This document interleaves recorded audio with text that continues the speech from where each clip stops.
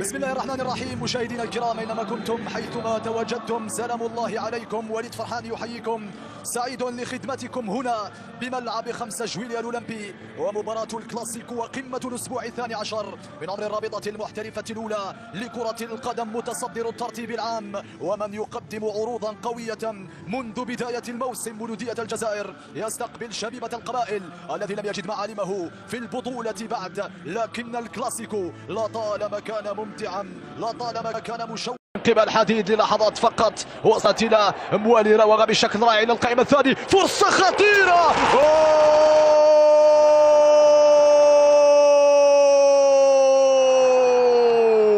بشكل رائع. نعيجي يفتتح بوابة التسجيل ويلهب حناجر وامصار جماهير. تفوق على الجهة اليسرى، مرور سليم الآن يمر بشكل رائع. عمران والتوزيع خطيرة، ماتوتي خطيرة،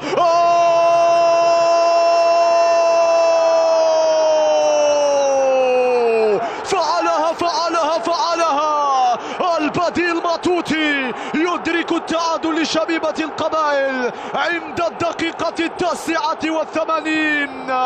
أخفى أوراقه المدرب.